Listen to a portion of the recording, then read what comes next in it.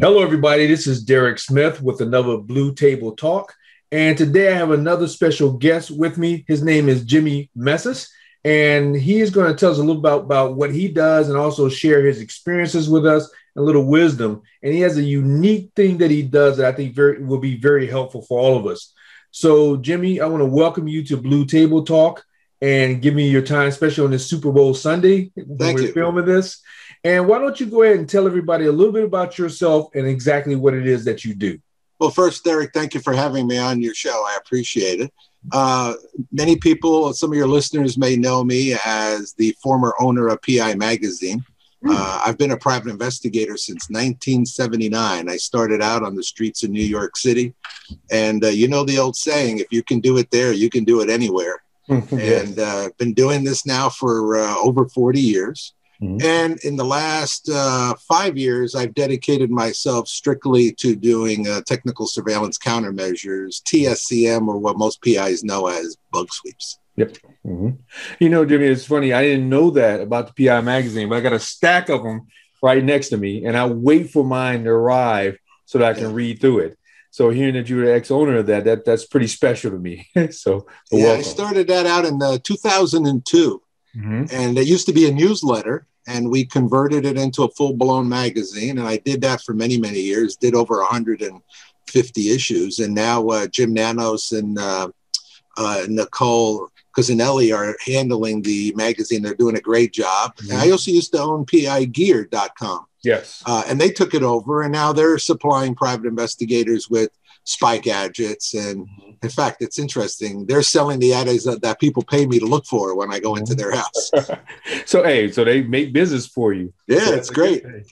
So tell us a little bit more about the business, Dan, because I've been a federal agent, and we used to do TSCM and all that as part of our, as part of our job on a daily basis. We had experts that come in as our tech guys. They were federal agents too, but they specialize in tech. So if I was a private investigator out here, and I don't get a lot of calls for that because I don't advertise it, I want to advertise it. So tell us a little bit about what it is that you do as far as bug sweeps, how it works in real life. Well, what's interesting, I'll tell you what I do actually every day. And then I'll tell you how some PIs can actually get involved in bug sweeps, even though they don't have the equipment or the training. Basically, I would say that my specialty is residential bug sweeps. I do commercial bug sweeps, businesses, but I specialize in residential. Mainly, those are individuals that suspect that there's a hidden camera or microphone in their house. And a lot of times it's because of divorce. Husband's going to move out. Before he moves out, he puts in some cameras because he wants to be able to watch the wife to see what she's doing, or vice versa. And these people will call us in to come in and sweep their house. In addition to that, we do what's called corporate sweeps. Business has a problem. Some information got leaked out. They think that there might be a microphone in the business. So we come in and we do a full sweep of the business. And then, unfortunately, we have those individuals that have, let's just say, mental health issues, and they suffer from either paranoia, schizophrenia, multiple personalities, and they have to know whether or not there's something in their house. And I feel bad sometimes taking cases from these people. So I contacted a psychiatrist, in fact, several of them, and I said, look, am I taking advantage of people when they sound totally crazy on the phone when they hire me? They all said the same thing. They said, Jimmie, you're actually doing them a favor, because until you do the sweep, they are forever going to think that their house is loaded with bugs. And at least you're showing them that they're not, so they can move on to the next level. And it's funny you say, I have a cousin who suffers from that problem. And I had not heard of, I forget what they call it, but they have groups. She belongs to a group with 10,000 members in it. So there's a lot. And I started watching videos on YouTube because of what she was suffering from. But here's the thing. Because I'm in the PI business, an ex-federal agent, she calls me and she tells me that cars are following her, helicopters are following her. She buys new cell phones almost on a monthly basis because she said it got into her cell phone. This is a real problem. It's called gang stalking. That's what it is. Gang stalking. And then they as the subject of the target, they're called targeted individuals. That's what it is. Yes. So you'll get a phone call and they'll say, I'm a TI. And at least you can say, oh, you're a targeted individual. And the moment you say that, there's a connection because they know you know what you're talking about. Unfortunately, they're all delusional. I mean, for the most part. I mean, it's a crazy thing. They're all supporting each other by reading the crap that's on the internet. Yes. And like I said, this group's with 10,000 members. Yeah. And you notice everybody says the same thing. I don't know if it's because they see it on the internet and they all tell the same stories, or is this what they're getting? So she's involved with it. But here's the thing. It really affects their lives because she is, she has a child now that she's taking care of, that's she's feeding with that. And I read some stories. There's one lawyer, is a black guy, a lawyer who went up and he killed people over this because they think this is happening. So what you're doing, I think, like the person said, psychologist said, you're alleviating some of that stress, which probably calms them down and changes that. But the other follow-up, I'm sorry, go ahead. It's a double-edged sword, Derek, because what happens is if you go there and you don't find what they say is there, they'll say, well, how much did they pay you to tell me that there's nothing here? Absolutely. So, I mean, they are delusional. It's part of schizophrenia. Yes. And we deal with it on a regular basis. And you have to have training for that. So we have to know how to deal with customers, especially once we're in their home doing a sweep. I got to worry about my safety personality switch. Are they bipolar? Are they going to flip out on me? So you have to be very careful. And it's funny you say that because my cousin goes to the doctors because she thinks things are implanted in her. But when the doctors tell us it's nothing, she tells me the doctors are in on it. Yeah. Even now I'm in on it because I tell her, look, I can't find any. Because at first I used to tell her, I respond like anybody else respond. I say, this doesn't exist. Why would anybody want to follow you? All that. Right. I finally had to start kind of feeding into it a little bit and saying, look, I looked into it and I can't find anything.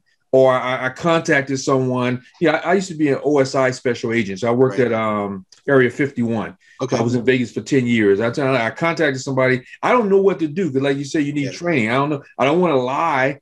But when I tell her it's not real, I get bombarded with texts and phone calls and all that. Yeah. So I put it off for a few months by saying, I'm looking into it and I'll get back to you or something like that. Yeah. So I feel sorry for her, and I feel sorry for a 13-year-old that's going through it with her. Yeah. It's actually a real problem. And in the New York City market where there's a lot of apartments, I'm getting phone calls almost every day for something that I've coined the phrase apartment stalking. And people go, well, what is that? Well, people are calling me up and they're telling me my neighbor upstairs is following me. Yes. And I said, what do you mean? Well, when I go from the kitchen to the living room, they go from the kitchen to the living room. When they go from the living room to the bathroom, they do the same thing. They're following me. Oh, yeah. And the pandemic has made this even worse because they're inside their house so much. They're being very sensitive to their surroundings. Yes. So it's unfortunate. Yeah, it is. It is. But moving more to real, you mentioned doing a lot of homes and doing corporate. So I did not realize that you had, because in a preliminary conversation, you said that you're busy every day, 6 days a week. We usually do anywhere from 5 to 7 sweeps a week. Sometimes we'll do more than one sweep a day. Apartments, we can do more than one a day. Sometimes a house, it depends, small houses. We're busy. But we're nationwide. So I'm not committed to one local area. We're on an airplane almost every other day flying somewhere. And do you really find, let's say a spousal situation, do you really find that it's really happening out there? Yeah. What we're finding right now more than anything else is GPS trackers. Every week we find GPS trackers on cars. It's the easiest thing to find. I have a stack of them over here. Because, and then we're finding Nest cameras, Arlo cameras, Wise cameras that are sold by Home Depot. They're like $29, very inexpensive, and they have audio. So not only are we finding the video, but the audio. Now, we're not really finding audio bugs per se, a little tiny device that's just a microphone. We're finding combos, meaning it's a video camera that has audio, and that's very common. Now, I have some devices here that are voice activated little tape recorders. Right. So I assume those are out there as well. Yeah. Now, let me ask you this question, just so folks who watching will know, because I know I get clients that ask me if I can place those in their spouse's vehicles and, place them in the home. What is, I know it's nationwide, it's going to be different, but overall, is that still considered wiretapping? Or, usually you have to have both parties agree to monitoring and things like that, taping. So how does that work as far as your clients are concerned? Well, every state has their own laws, but I tell everybody there's one basic law that I think is pretty universal. If you're not a part of the conversation, you're bugging. So if you leave a microphone or a recorder in a room for the sole purpose of recording two other people talking, that's bugging. In Pennsylvania, for example, two-party state, both people have to know of the recording. A one-party state, as long as you know you're recording, that's okay, but you have to be a part of the conversation. So the moment you're not a part of a conversation, you're bugging. Okay. Is that also considered wiretapping? Yeah, I mean, they use the phrase wiretapping because they haven't updated the law, but it's eavesdropping, and that's basically it. Yeah, I know that I have clients in some states, as you said, as long as one party knows, you can take that other conversation. But in some, I want you to know that's illegal as well. Both parties has to know, or you have to tell a person I'm being recorded. Yeah, so, and what's interesting, Eric, in matrimonial, even in your own house, if a husband is videotaping, let's say, his wife in the bedroom or bathroom in an area where she has an expectation of privacy, in your own house, it's illegal. If you're recording conversations you're not a part of in your own house, technically it could be considered illegal. And that's what a lot of people are doing.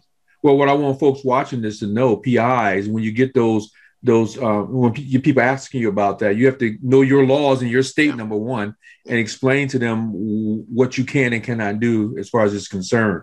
So what I want to do, I'm going to return to it, Jimmie, because I want to talk about how folks who are watching this can reach out to you and get your services and partner with you on that.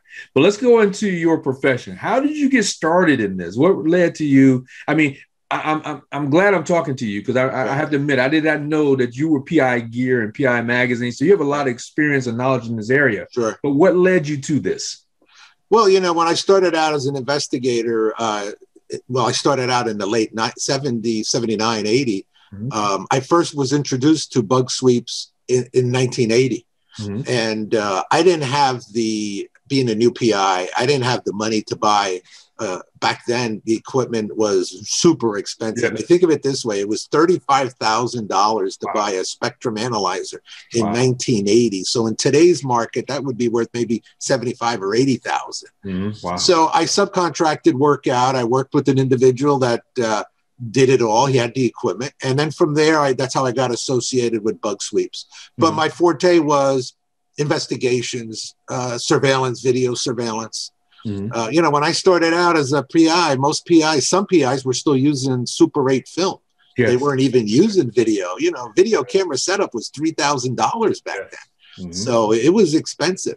So I always got involved in technology. That's always been my unique selling proposition. I have something that nobody else has. And it worked. You know what? I want to take a second just for folks, because, you know, I like to talk about marketing and things like that. And you mentioned the USP, the unique selling proposition.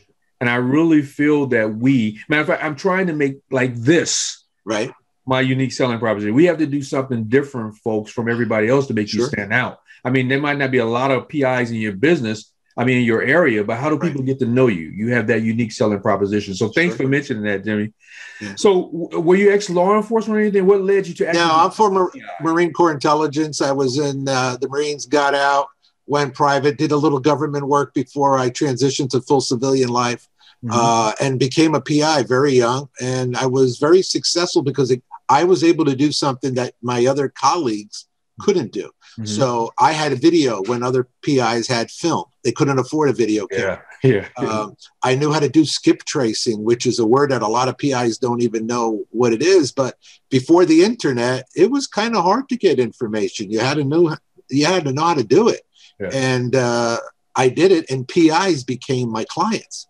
So throughout my entire 41 years as an investigator, Derek, the difference between me and my competitors have been my client. Even now with bug sweeps, they refer work to me because they either don't do it or they don't want to do residential sweeps. And you know, Jimmie, it's funny you mentioned that because I think even today we're kind of behind the times as far as technology, marketing, advertising.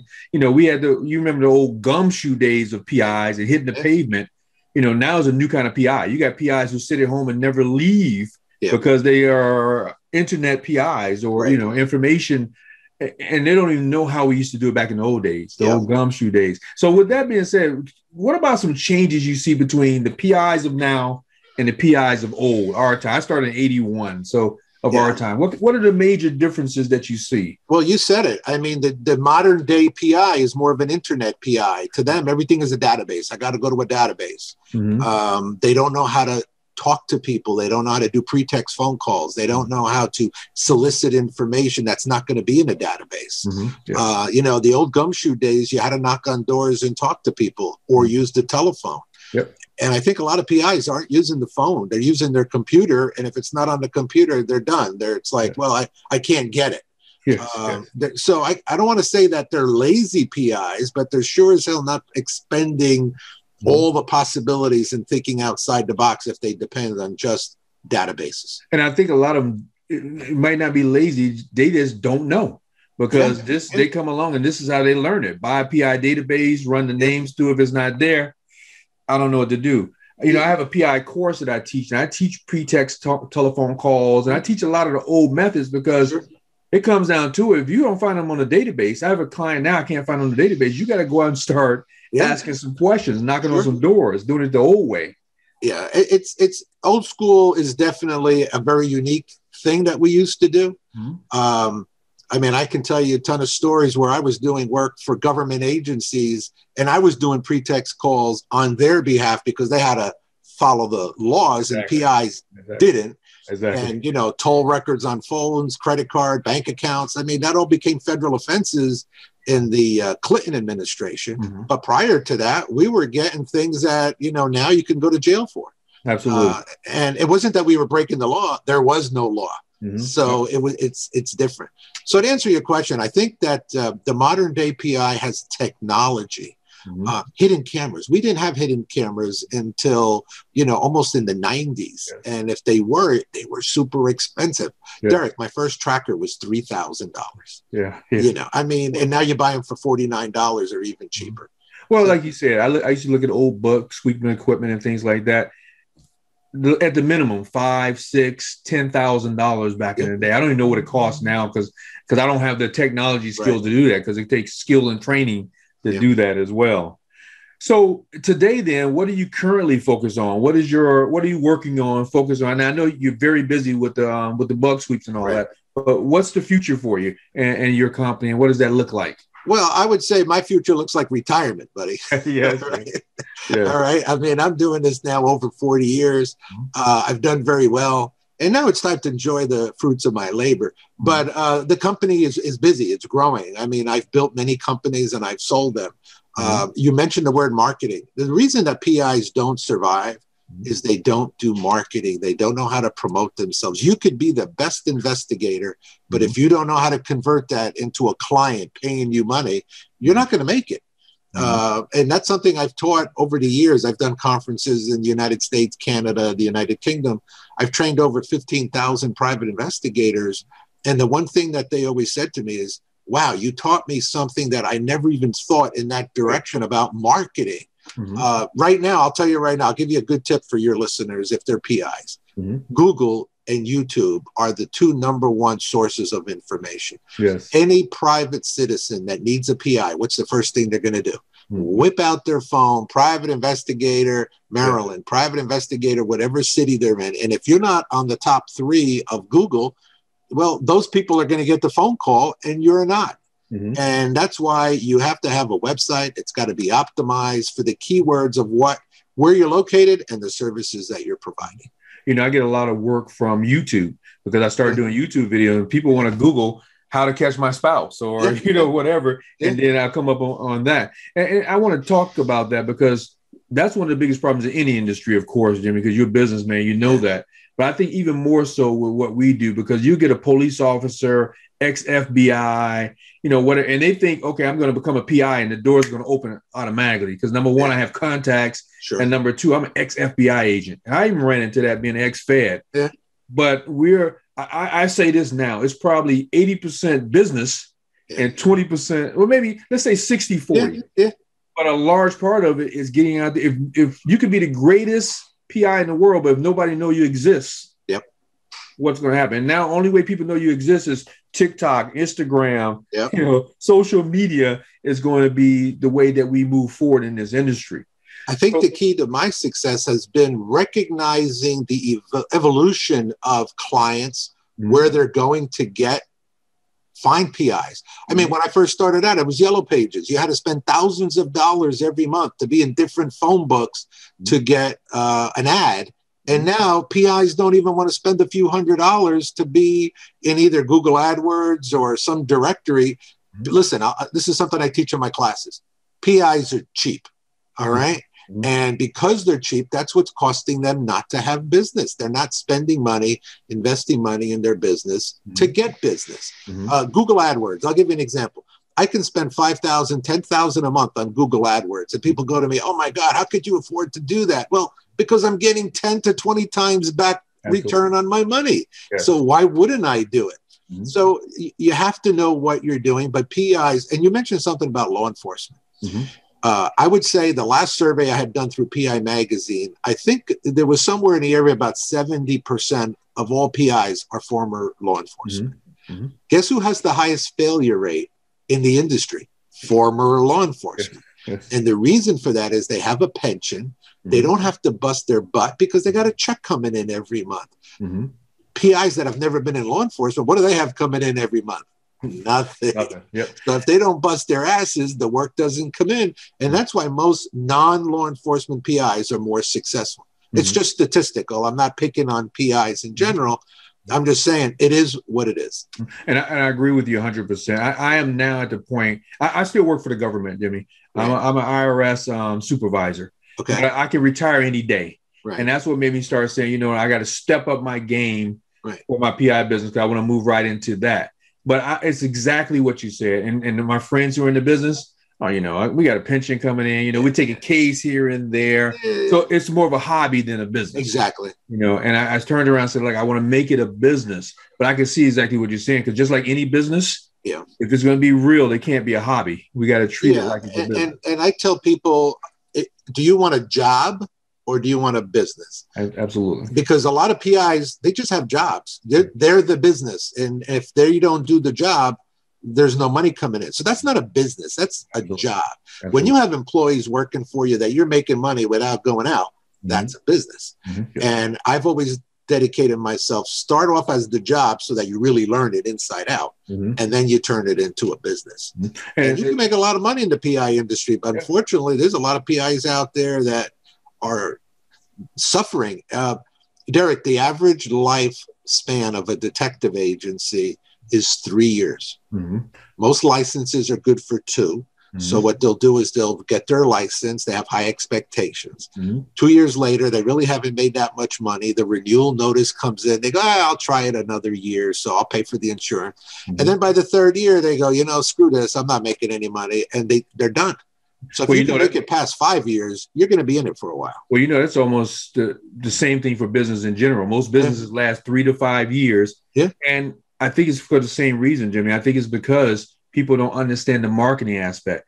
You know, I want to be an accountant. I want to be a dentist. I want to be whatever, but we're a business person first. You know, working for somebody, I just have to worry about my cases. Now I have to worry about, you know, customer relationships and sending out Christmas cards and reaching out and doing videos like this and all these other things to market. And you know, and during my marketing sessions that I've done, I used to do full day marketing training. And I always taught my students, I said, listen, I've had numerous businesses related to the investigative industry. They've all been very successful. And the reason was I'm a businessman first. The services I provide are secondary. So, you know, I'm a businessman first. Investigations is just the product I'm selling. The magazine was a product I'm selling. The gear was a product, you know, even bug sweeps, it's a product I'm selling. You focus as being a business person. And that's why most law enforcement PIs fail. They never had that business training. So they don't have marketing and they don't know how to convert people into clients. I want to build on something you just said. I think is very important. I talk about it a lot, and that's multiple streams of income. And when I say multiple streams of income, I'm talking about in our industry, because I find people want to just be a PI.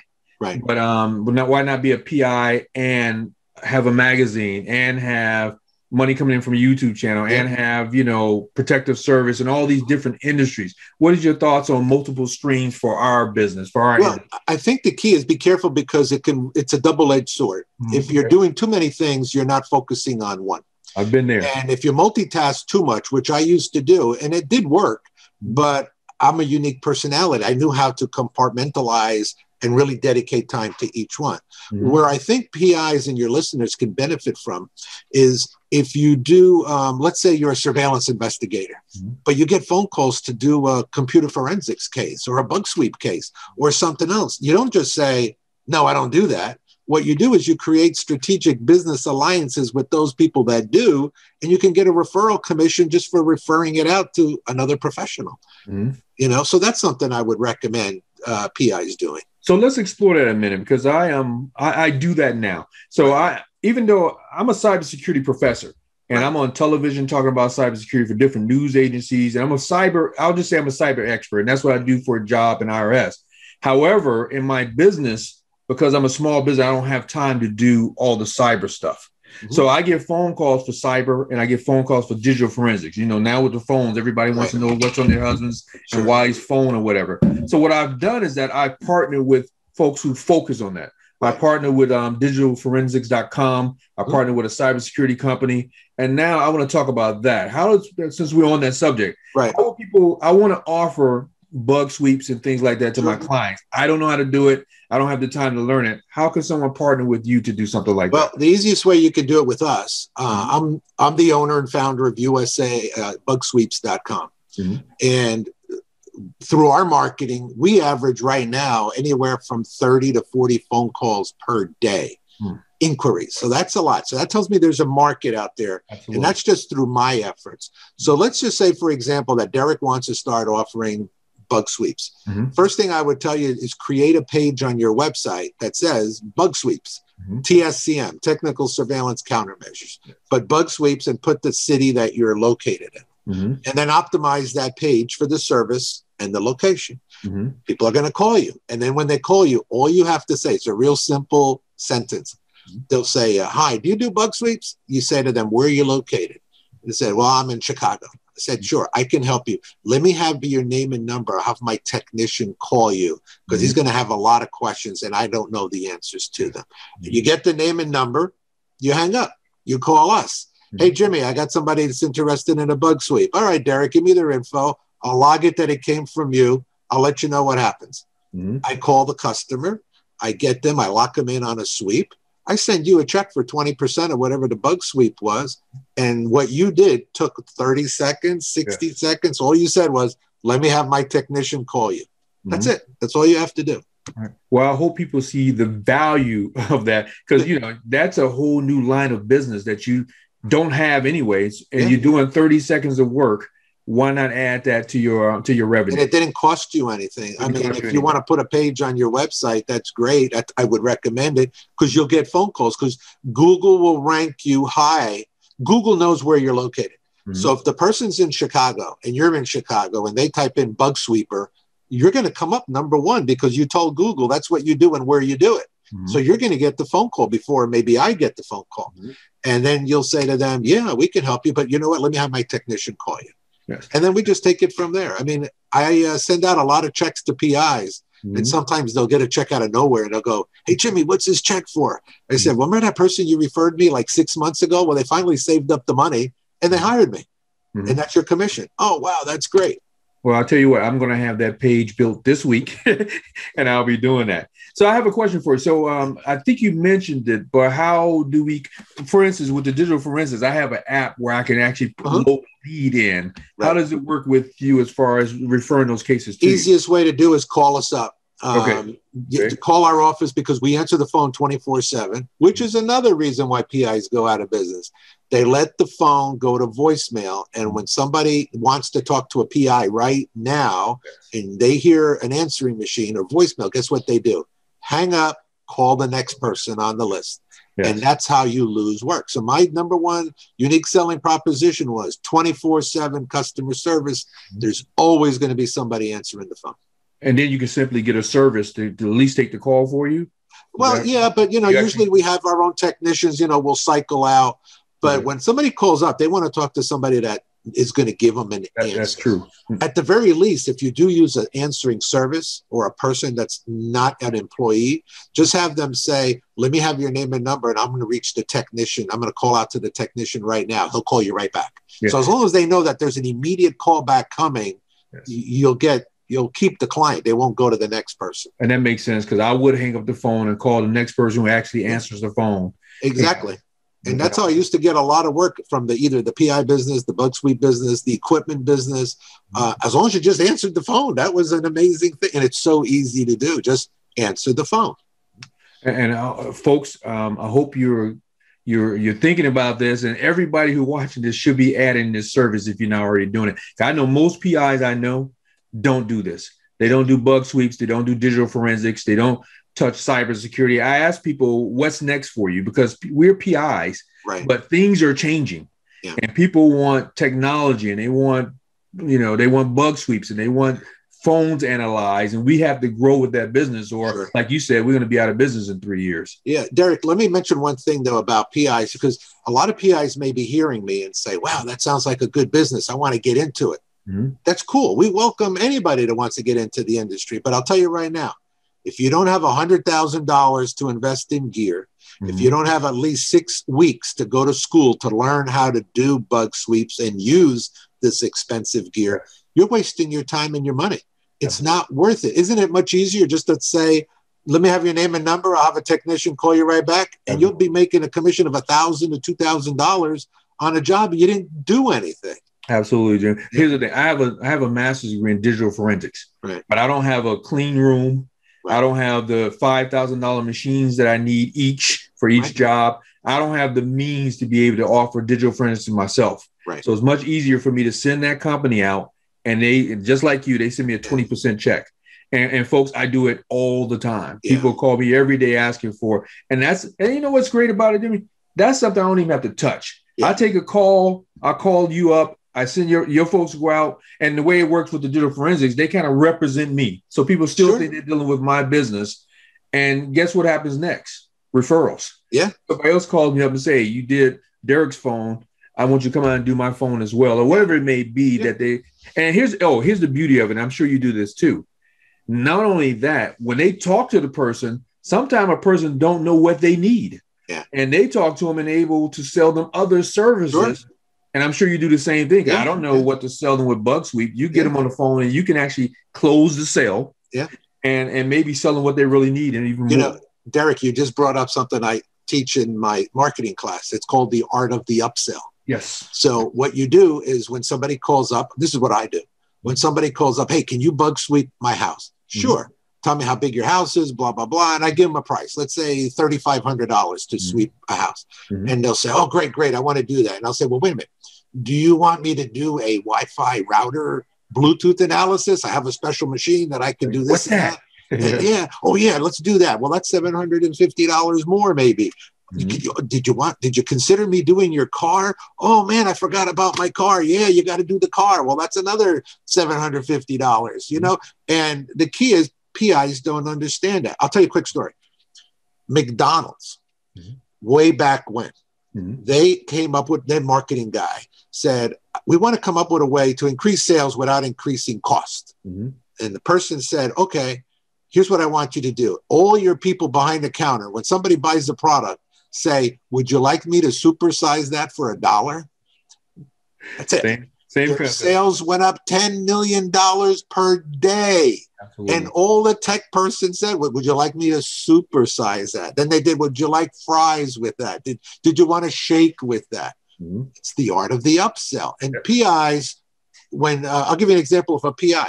You get hired to do a matrimonial case. And you follow the car to a house. And you put in your report, the subject was followed to the residence 529 Main Street. So the PI says to the customer, listen, I followed your husband to this address. Would you like me to find out who lives there? Would you like me to do a background check on them? Would you like me to do a financial background? You know, upsell. And if you offer it, they may say yes. What's the worst that can happen? No. But PIs don't think business. They think the investigation. I got to solve the case. And they think about doing a great investigation. But a great investigation doesn't get you. A great investigation is great, but if you're running a business, you need more than that. And you know, you said something, Jimmy. You truly are a businessman, and hopefully people are getting tips on this. And I'm going to recommend this as well. You probably would too. If you're running a PI business, go take a business course. Go learn digital marketing. Go learn search engine optimization. Those things that you're not interested in, or either learn it or hire somebody. But those things that you're not interested in because you want to be a PI, and you want to run cases, you're not going to be successful if you don't get into these other areas. If you don't know what an upsell is, you need to study that. If you don't know what search engine optimization is, you need to learn that, because that's going to mean the success of your business. And Derek, you know what the most amazing thing is? You can learn all those things for free. Absolutely. Google it. You watch a YouTube on it. I mean, PIs have more tools today than ever before. I'll tell you a quick story. When I started out in 79, you know how many books there were about PI? 0. You know how many courses there were to learn how to become a PI? 0. There was nothing out there. All right. And now PIs have so much information on how to better themselves, how to take their business to the next level. And that was always the key for me. Even though I've been doing this for more than 40 years, guess what? I'm always learning. I want to keep sucking it in, because something's going to happen that I can use on a case. So I'm always trying. What don't I know that I can learn that maybe can help somebody? You know, I'll say this. I have 9 college degrees, Jimmy. You know, 4 masters. Here's the thing, though.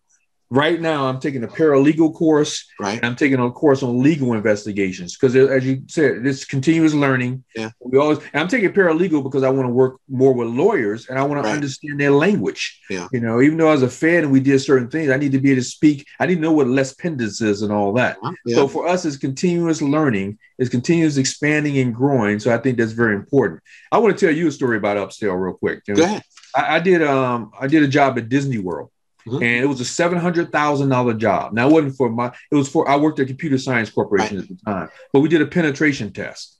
And the penetration test was only on their doors and looking for wireless access point, rogue wireless access points. So we're going through trying to find where access points are and trying to see if we can break. Now they use what's called a magic band or whatever. We did a test of those, and we did a test of their door systems to see if we can penetrate their door systems, which we did. But my point is this: while we were there, we said, well, you know, you have a lot of water park stuff around here. Why don't we do a test of your water parks as well? They gave us another $700,000 contract, and we spent another 3 weeks. And it's just me and 3 guys, and we spent another 3 weeks making $700,000 doing that. So when you, as you said, when you're in there and you have access, you can always say, well, what about that over there? And get more money, more revenue, and another job for that. So I think that's important. Yeah, I mean, you're hitting it on the head. And here's what I recommend to PIs or your listeners. Go online, look for a Tony Robbins course, Zig Ziglar course, any of these marketing gurus that are out there. I listen to all of these things. I do webinars every single day. While I'm doing something, I'm listening. And I only need to pick up one little tidbit, just one little nugget. And that little nugget is going to follow me forever and ever, because I've been using it. I'll tell you a quick story, too. When Donald Trump's book, The Art of the Deal, came out. Right over there. Yes. You know, now, listen, anybody can have their opinion of the man, whatever, but that book in itself taught me the art of making a deal. And if you don't know how to negotiate with somebody or make a deal with somebody, you're going to lose money on the table. Absolutely. So that's why if I have a client in front of me and another PI has a client, I might ask for a $5,000 retainer. A newbie PI might be lucky if he asks for $1,500 of a retainer. You can't be afraid to ask for the money. And my retainers aren't, well, give me half now, you can give me the other half later. No, I get the whole thing up front. Because if they don't have it now, they're not going to have it later, and I'm not going to get stuck. I love that you said that, because most folks in business, not just PI, but in business, are afraid to ask for what they're worth. And Jimmy, I was guilty of it too. Now, I'm an ex-federal agent and all that kind of stuff. I looked around Maryland and said, well, you know, everybody's asking $50 to $75 an hour. Now, so I'm going to ask the same thing. And I talked to a PI in Jordan, like, Derek, what are you doing? Like, you got this background, you have this experience, you're on television, all that.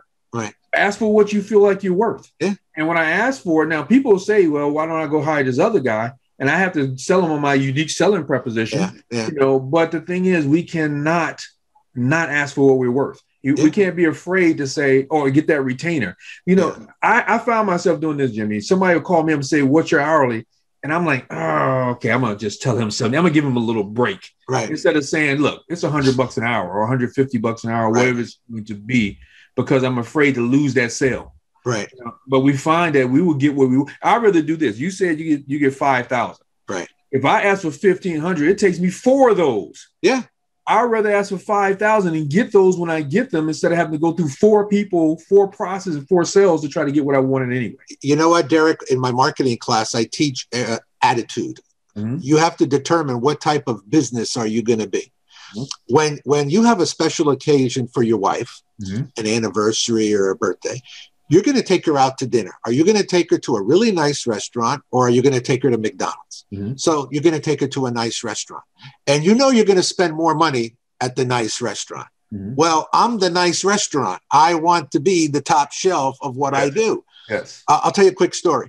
I don't know how many people know the name Jules Kroll, the company name. Kroll Investigations? Yeah, Kroll and Associates, okay?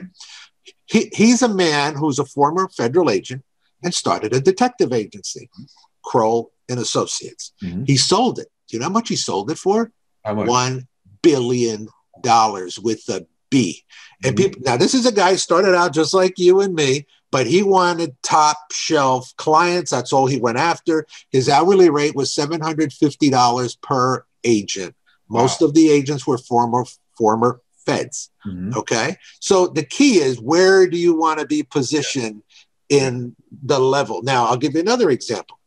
Let's just say, for example, that somebody famous wants to hire, needs an investigation done. Somebody really famous. I'll throw Trump's name because I mentioned it before. Trump wants to open up another hotel, and the property that he wants to buy, he has to find out something about the people that own the property. So he's going to hire an investigator to do a background check on that. Do you think he's going to hire a PI for $50 or $65 an hour, or Kroll and Associates at $750? He's going to call Kroll. Perception, the value of perception. So where do you want to be perceived in the world? You want to be down here, or you want to be perceived up here? You know, that's a jewel. And, you know, even with me, I'm sitting here thinking, I'm going to change something, you know, because it's the same thing, because I want a certain clientele. You know, and if you want that, you got to go out and get it. As a matter of fact, I want to, you know, you can see all these books on my show. Let me tell you, I have a section over there for PI, but most of those, I have Grant Cardone, I got, you know, Trump and all of them, because it's about marketing. It's about learning how to market yourself first. And I got a stack over there for PI, you know, and of course we have to have the skills, because when somebody hires us, we have to be able to do the job. But guess what, Jimmy? We have to get hired first. You know, they have to find you. So that's where Google comes in, because they got to find you first. And then you got to know how to sell yourself. And that's something that PIs don't know how to, especially former cops, because they have that stern face attitude. They don't smile. They're not approachable.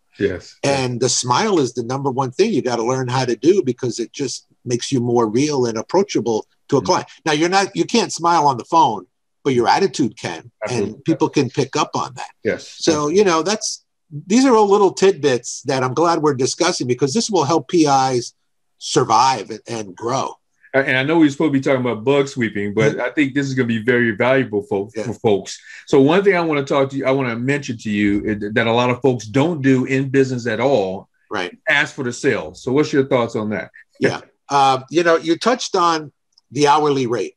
So I'm going to give you a quick tip here. I never once answered the question, what's your hourly rate? I actually answered it by saying, well, it depends. It depends on the specific services you're requesting and the circumstances of your case. Let me ask you a couple questions. What have you already done? How fast do you need this? How much information do you have? And then I throw in, well, what's your budget on this? What dollar amount did you want to allocate for this investigation? And they're going to say, well, if I tell you $1,000, you're going to bill me $1,000. I said, no. If you tell me $1,000, I know what resources I can access so that I can give you the information that you're looking for the budget that you're allocating. You know, when you go to a car dealership, what's the first thing the salesman says?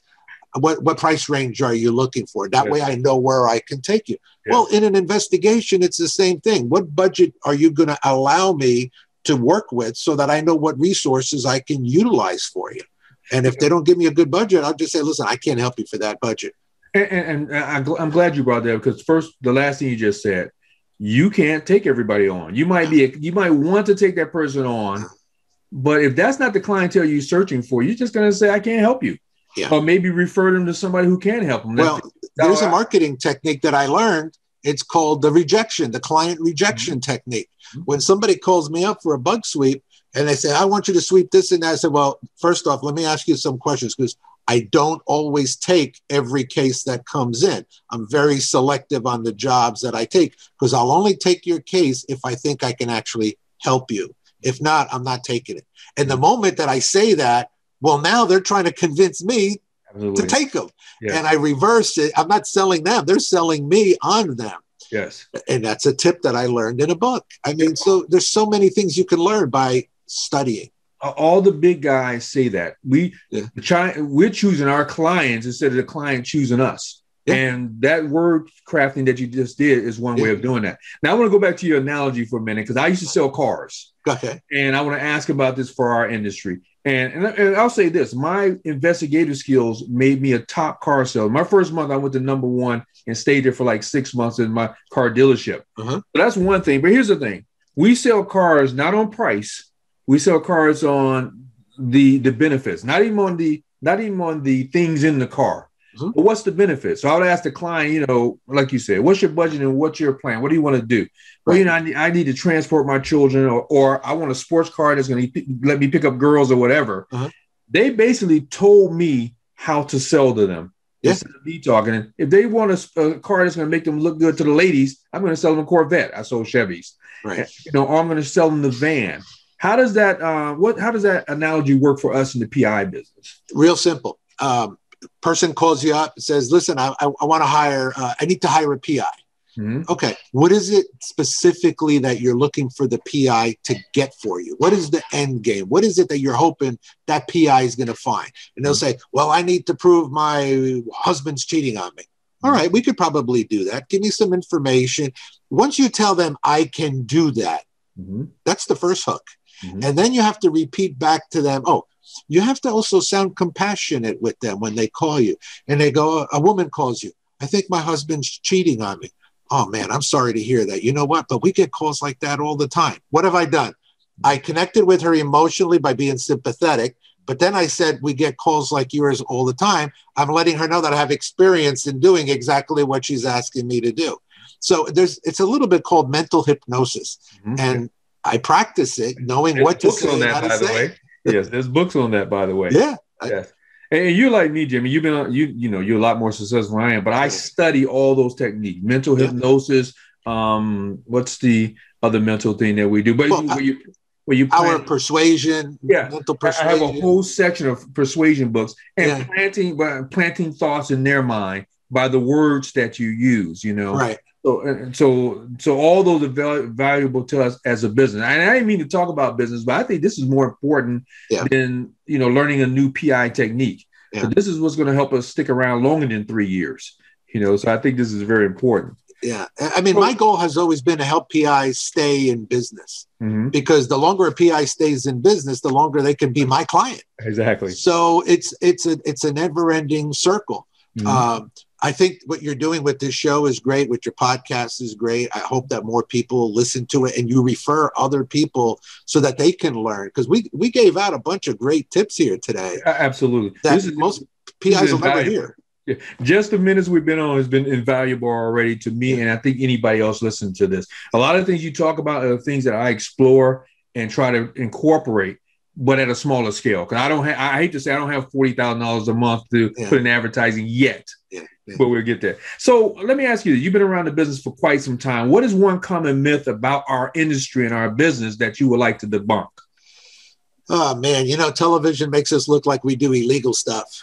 Magnum PI was off the air for a long, long time. Now it's back on. And, the show right now portrays them breaking into places and doing illegal things. So I think we have to worry about a public perception of us being dirty. Even in my industry, in bug sweeps, the people will say, I don't want to hire a PI to do my bug sweep because that's probably the person that did the bugging for whoever did it for me. So they think that PIs are kind of sleazy. And that's something that we really have to work on as far as the profession. It also means that when you find a dirty PI, they need to be gone. Yes. Right. And they need to lose their license and they need to go to jail because there's a lot of PIs ripping people off. I'll give you a quick example. I get people that call me up and they say, I want a bug sweep.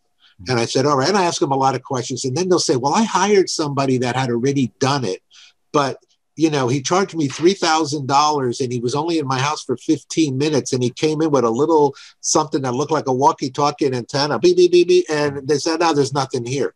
I said, I think I got ripped off. I go, yeah, I know you got ripped off. And then I show up with 110 pounds of equipment, $200,000 worth of gear. And they go, I guess this is what a real bug sweeps looks like. I said, I got ripped off. I said, yeah, call the agency, tell them you want a refund. And then if they don't give you a refund, call the licensing authority and file a complaint because they ripped you off. It was a total deception.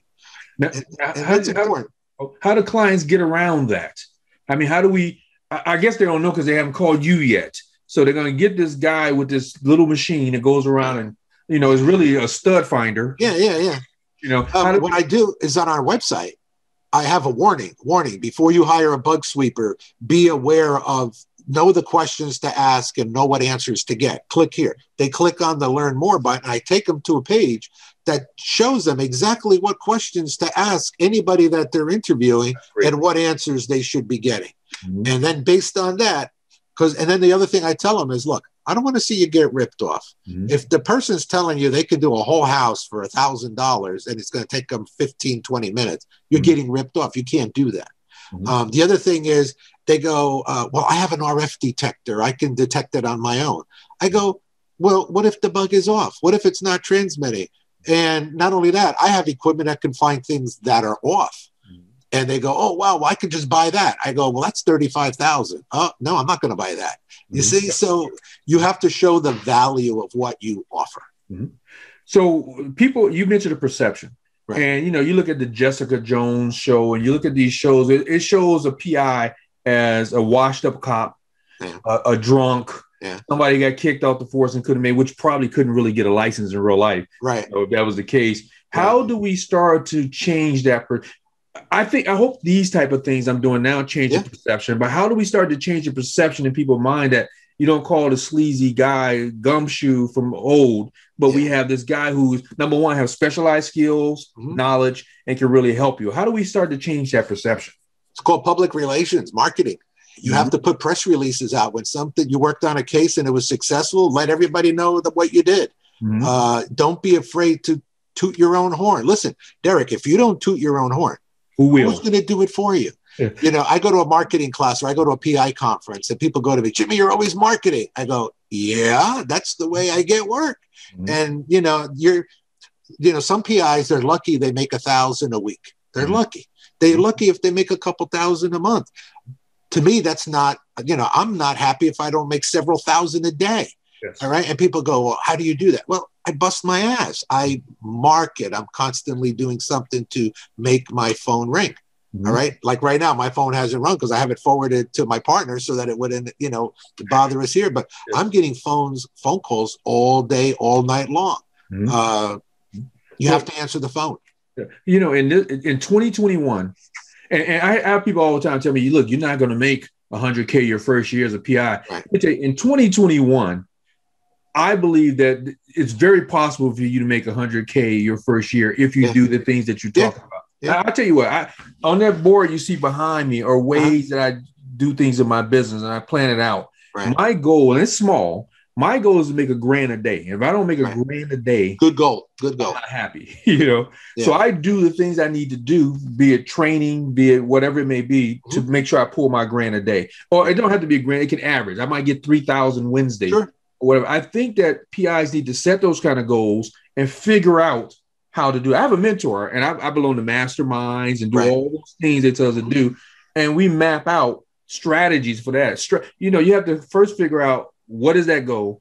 And then you have to have strategies and tactics to get you there. Right. And even in our business. And I think a lot of PIs miss that because we don't think that way. We think I'm a cop and I've been doing it for 20 years. They're going to call me because I'm the best cop out there. Yeah. They don't know who you are. Yeah. So let me ask you this. Now, you have been around a long time, and I got newbies on here that always ask me, hey, how do they learn and all that? So I have two questions for you. Go ahead. First of all, they have these schools that you go out and, you have to do a 1 week, 40-hour course to get your PI license or whatever. And they teach you a few laws in the state and all that. What do you think is the best way to get educated to really know how to do the job? Now, let me say this. My course has 35 lessons in it. Right. And I talk about how to do pretext phone calls and how to do surveillance and all that stuff. Right. What do you think is the best way, the right way to actually build the skill? Because, you do all the marketing, somebody call you up and you don't even know how to do an investigation. Sure. So what's the best way to educate yourself and be ready for when those calls start coming in from all your marketing efforts?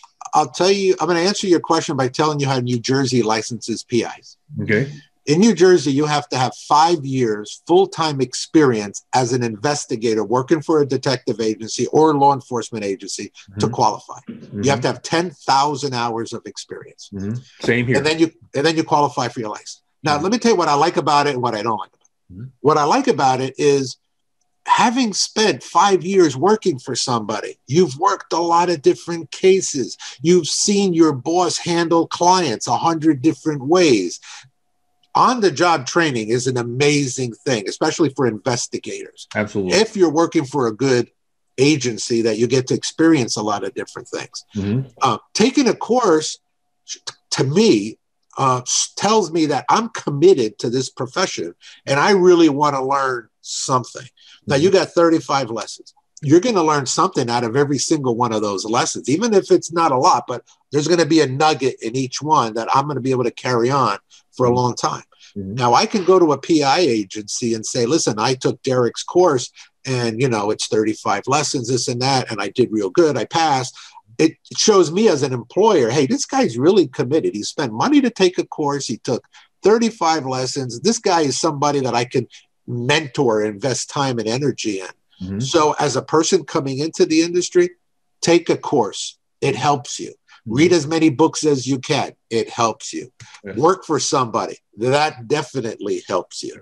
Even watch YouTube videos. There's lots of investigative YouTube videos. Be careful, but there's a lot of stuff out there that you can watch, and learn about this. And here's the thing too, talk to people like you, and other folks. I belong to probably 30 or 40 groups. And some of the stuff is, but I meet some guys like you, man, that are true treasures out there. And I learn so much from those guys, so that's one of the ways I do it as well. So how do you yourself stay up on the industry? Because you've been around a while. You got a lot of knowledge. I belong to all the different news groups, the PI groups. I belong to a whole bunch of technical surveillance groups, countermeasures groups. I belong to, because I used to own PI gear, I still have access to information of all these manufacturers of bugging devices. So I have to always learn what's the latest gadget that's being offered for sale in Europe that could ending up in the United States. So it's never ending learning. And I think what happens is PIs in general, and not all PIs, but the PIs in general, they're a little lazy and they really don't put education into anything. I've met cops that have been cops for 30 years. I was a cop for 30 years. I was a detective. I don't need any of that stuff. Well, that attitude already tells me you're going to fail. Yes. Because it's the attitude.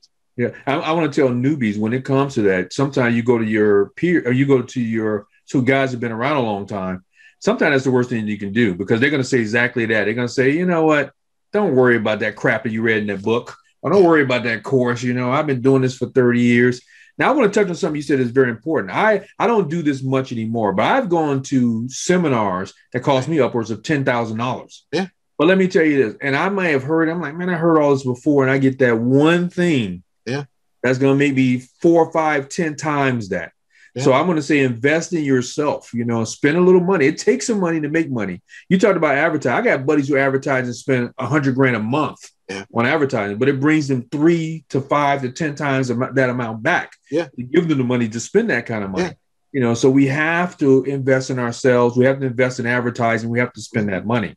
Yeah. So, you have to also invest in equipment to make your agency profitable. And technology. I got a lot of PIs. They do surveillance that I know, and they're using their smartphones to do surveillance videos. Yeah. They're too cheap to buy a camwould or they're too cheap. to buy a tracker. You know what I mean? And it's, again, that word cheap. You have to stop thinking cheap. It's an investment in your business and career, not an expense. Well, you also said, you said, what kind of business do you want to be? Yeah. If you're going to be cheap, you're going to be a cheap business. Right. If you're going to spend some money, you're going to be a better business. Yeah. So again, I'll say this, I don't want to turn anybody away, but I don't necessarily want to have the people call me up saying, man, hey, my husband is cheating. Yeah. I want to have a law firm call me and say, hey, I have 10 cases for you this week. Can I get on your schedule? Yeah. I want that kind of clientele. If you want that kind of clientele, you have to present yourself that kind of way. I have to be as a federal agent, I was a suit and tie guy. I might have to be a suit and tie guy to deal with the suit and tie lawyers. I had a lawyer ask me, how come you charge $100 an hour? Yeah. I'm like, well, how come you charge $400 an hour? Yeah. I have a specialized skill like you have a specialized skill, sure. And you're only going to charge your client for it anyway. Yeah. So if you, what advice would you give to somebody entering our career field now? Not when we came in the 70s and the 80s, but these guys now and ladies, because we do need more ladies in this field, by the way. I think every agency should have women involved as well. Sure. But what advice would you give now for folks coming in? You got to be willing to invest time, hours, and maybe not get paid for it. Intern. Mm-hmm. You got to get your foot in the door. I'm going to give you an example. The TV industry. I'm in the New York City market. Mm-hmm. If you look at a lot of the TV shows, a lot of the people that are on some of these talk shows, news shows, they started out as interns. They were working there for free. Mm-hmm. They got their foot in the door. They got seen by people that were in position to hire. Mm-hmm. And they said, that's a good worker. I like the way that person does what. Let's hire them. And the next thing you know, they got their own show.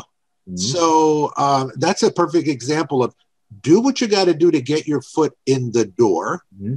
Prove to your employer that you're an asset. Mm-hmm. And any employer, as an employer myself, I said, if you can make me money, I'm making money. Absolutely. And that's the key. I'm paying you $25 an hour, but I'm billing you out at $1,000 an hour. I'm making money. Mm-hmm. And that's how it goes. I mean, don't be afraid to get your foot in the door for no money or little money.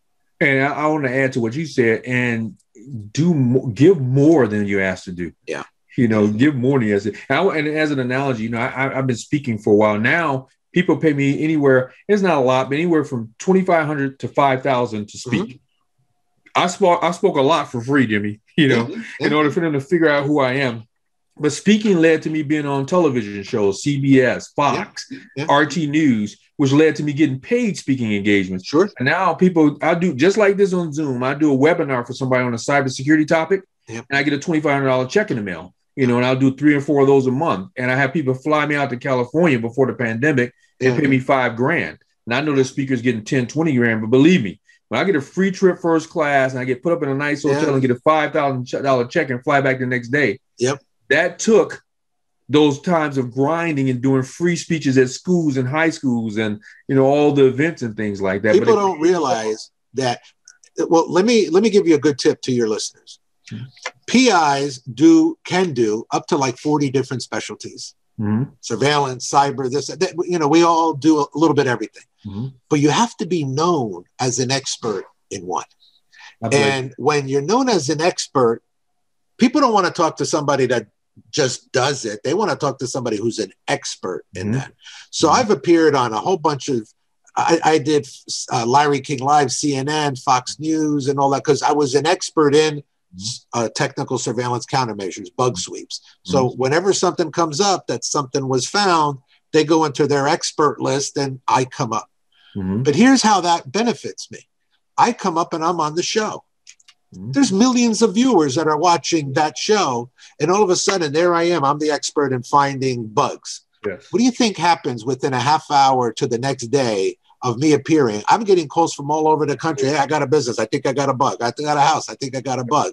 Yep. And we get inundated with calls. Yep. It works. It's marketing. Yep. All right. But if you become an expert, the finger has to point to you as an expert. And that's how you really get the jobs. That's one of the things my mentor, I was one of those try to do everything. I'm like, I want to be a generalist because I don't want to miss anything. Yeah. And like, Derek, you need to pick what your expertise is. Even in cyber, I had to get a niche, you know, and that's what our expertise is, our niche. Yeah. But you're absolutely right, because if I appear on something that week, I might get 1,000 phone calls. Yeah. You know, and that usually leads to at least one or two other jobs or speaking engagements.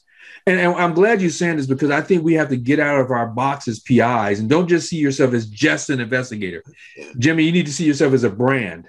Yeah. And then you need to build that brand. Exactly. And I think that's what you've done. Yeah. So what's one thing you wish you had known that you know now that you wish you'd known when you came into this industry or started this? Now, you've done a lot, and you've been a lot more successful than many PIs. Yeah. But what do you think you wish you'd known early on that would have made things happen maybe quicker for you or different? You know, I got to be honest with you. My life has taken a very unique trajectory. I did a lot of things that I think were pretty good. Mm-hmm. I tried things, but my failures also helped me to become even more successful. Mm-hmm. Because if you don't fail at something every now and then, mm-hmm. you know, I have always been an entrepreneur. I'm a serial entrepreneur. I come up with ideas for businesses. I build them up and I sell them. That's mm-hmm. how I've done it throughout my whole career. Mm-hmm. Some businesses, they didn't take off as good as they should have, mm-hmm. but I still made money with them. The idea was there.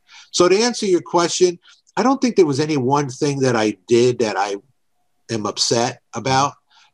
Do I think I would have done something different? You know, I think I would have committed to bug sweeping much earlier in my career.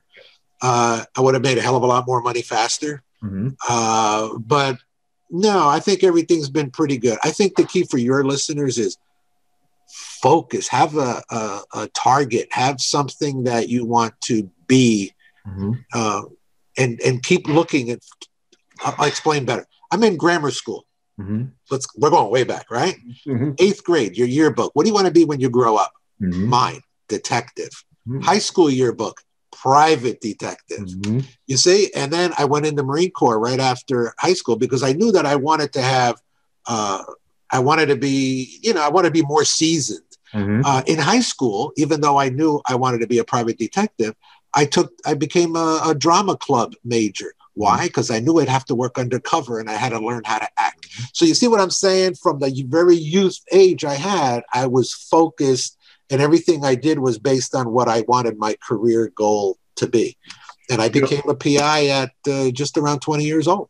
And that's a great tip. I have a book over here called The Power of Focus. Yeah. And I've read it about 5 times. And let me say, my biggest failure has been that the next shiny object. Yeah. You know, so I'm doing this and doing that. And I've had laundromats, I've had cleaning franchises, you know, smaller bits, but I had those and I didn't do well because I was doing 4 or 5 things at the same time until I started focusing on this. I'm this, you know, on my website and Facebook, I call myself the world's #1 cybersecurity expert. Right. And I got that from a speaker trainer. He's very well known. And he said, Derek, call yourself that. I'm like, but I'm not. How do I know that? He said, how do you know you're not? Yeah. He said, until you start thinking you are, nobody else is going to think you are. And I've had people like, how are you the world's #1 and all that, you know? But let me tell you that I started getting on television. Yeah. I got 7 books that I've written now. Yeah. I started getting noticed because I started saying, hey, I know what I'm doing. I'm the guy. Yeah. You know, I'm the guy. You got if you're going to say you're the guy, who's going to say you're the guy? Exactly. So, as you said, focus was the key. Yeah. And another thing you said, I love, and I'm an advocate for this, failing and learning from that. As they say, there's a book says fail forward. Yeah. So now when I fail, I don't call them failures anymore. I call them very expensive seminars. Learning experiences. I've had some expensive learning experiences. Yeah. Yeah. I bought that laundromat for $75,000 and I'm not in the laundromat business anymore. So that was a expensive seminar. Yeah. Yeah. But let me tell you, every one of those failures, Jimmie, I learned something. Yeah. And I applied that to the next thing I do to try to make it successful. Even with this, you know, I'm not a big YouTube guy and all that, but I've learned that this is where people are. Yeah. You know, people have been reaching out to me, Jimmie, for this, saying, do more. Yeah. Okay, maybe I have something here. And then finally, I find connections and network and treasures like you to bring on, and people even want to watch it more, man, because we learn from those failures and we keep moving forward. I'll tell you something that's been very unique to me, that's been very helpful, has nothing to do with PI. Mm-hmm. I'm a professional poker tournament player. I travel the country playing tournaments. And what I've learned in playing poker is, number one, how to read people, how to watch people. But the other thing is knowing how much to bet. Now, the reason I'm bringing that up is when I throw out a number, when somebody asks me, how much is it going to cost to do this job? It's like making a bet. If I go too high, they're going to fold and I'm going to lose them. If I go just right, if I go too low, they're going to come in and I will have left money on the table. So I've learned from learning how to bet, how to charge for a job, because I don't charge the exact same thing for every job that I do, because every job is unique. Here's a very important tip I'm going to give you. When a lawyer calls you up and says, I need you to find somebody, how much you charge? The moment you answer that, you just lost. You have to say, well, let me ask you a question before I tell you that. Let me see, because it depends on the circumstances of your case. How much information do you have on the subject? What have you already done? How fast do you need it? The moment they tell me they need it fast, the price just went up. Okay. And then I'll say, well, what budget were you planning on allocating? Now, before I answer that, the average PI would have just said, well, I charge say $85 an hour. Maybe it'll take an hour or two. My lawyer, by me asking what budget you're going to allocate, he says, if you can have it to me by tomorrow, it's worth $1,500 to me. I said, I'll get right on it. Now, which one would you have rather done? 85 times 2 hours or $1,500 budget? I just lost $1,100. And it's all by how I presented myself in doing it. I let the client, because the client is the only one that can tell you what the value of that information is. And that's the secret to the PI business. Don't you put the value on it. Let them put the value on it. Well, you mentioned The Art of the Deal, the book, and I study negotiations and all that. I have a group with 1,000 people on Facebook for negotiations. And what you said was so important. The first one that mentions a number loses. And if I would have said $200, I just lost $950. You know, where that guy was willing to pay me easily. Exactly. And he's probably thinking, well, wow, this guy said 200. I was ready to pay him $1,150. You know, he might not even want me with $200. I might not be the guy. And that goes to prove the difference between a agency owner who's a businessman and an agency owner who's just a PI. They just think, oh, I'm going to go on one of the databases. I'll find them for $1. So I'll sell it for $85. Wow, I made $80. Well, I made $1,500. You know what I mean? Which one would you rather have? And that's the difference between successful PIs and other PIs. They just don't think business. So saying that, what do you think then are the top 3 to 5 skills a PI should have besides knowing how to do an investigation? First off, you have to have the right tools. You got to have the databases, because right now we're a database-driven country. So all the info is on the internet. The other thing is, Cynthia Hetherington specializes in OSNet, online deep web research, knowing how to really not just do a Google search, but do a deep web search for information. So I think that the web is definitely a tremendous source. But I'll tell you right now, the number one thing that makes a PI successful is personality. Because in the first 5 seconds that you talk to somebody, they're going to judge you immediately. They either like you or they don't like you. They either think you're arrogant or you're going to be helpful. And your personality is definitely something that is going to be a major. I'll give you an example. I get people that call me. They've called my competitors, and I'll charge $2,000, $3,000 more, and they hire me. And they'll tell me, you're charging more than the other guy, but I'll pay you. And I ask them, well, why'd you pay me? No, because you just sound so much nicer, and that you really sound like you want to help me. Personality. So that personality is tremendously important. And it's funny you say, I spend 30 minutes sometime on the phone with a potential client, maybe even more, having a conversation with them. They say the same thing. And I had guys tell me, I spoke to 2 guys before you, and I like you, you were able to help me. Or I got 2 more guys to speak to you after you. I'll get back to you. And they call me back because they say they like me. And what I do, same thing in car sales, I find a connection, or I build some type of rapport. If you've been in the military, you've been in the Marines, I'm going to definitely tell you, hey, man, I was a Navy CB, and start that conversation. We find a connection. And that has been very helpful. I hope you guys are listening to this, because this is great information to have. It's not just about PI, it's about that. So you mentioned something I want to, and I'm respecting your time, so I'm not going to spend much more time. You have as much time as you need. But you mentioned something about failures you've had. Right. So one of my questions, of course, is what is your biggest failure and what did you learn from that? Or it doesn't have to be a biggest, but typical failure. And what did you learn? You know what? I think I did. Some of my failures were impulse. I didn't do my homework. You know, I made an emotional decision rather than a logical decision. You know, I owned a video store once as a side business, as I still had a PI. I owned a video store, but I created a video store. There was somebody that I knew that had a bunch of videos that weren't selling. And I said, listen, I'll buy your whole stock. And I got a little storefront and I had a little tiny little video store. And all of a sudden I was busy. I was making money, but it was taking me away from the big bucks, you know? And I think that was the failure that I got rid of the store. I didn't lose anything, but I lost time. And I think that's something that people don't realize. Your time, there's only so much time in our life. Can't get it back. Once it's gone, it's gone. And sometimes I think I wasted too much time doing things that didn't give me the return on the investment that I really should have expected. Yes. You know, Jimmy, I bought a video store for $50K. And here was my mistake. Same thing, a small spot. We had the big ones back then, but this small one specialized in. Here's the problem, though. I didn't think about it, Jimmy. I didn't do my research because we were changing over to DVDs. And I was thinking, I was going to have to spend all kind of money to change all those VHS tapes to DVDs. Now I understand why the guy was selling out and so cheap and getting out of it. We got to do our research. But again, it was just like you. This is just another thing I was going to have over here to bring some income in. But that's not what my focus was. I had this thing. We cannot be an expert and good at everything. Opportunities are good, but you know, one of the things I teach in my marketing class, you heard the old saying, being at the right place at the right time. But there's a lot of people that don't know they're at the right place at the right time.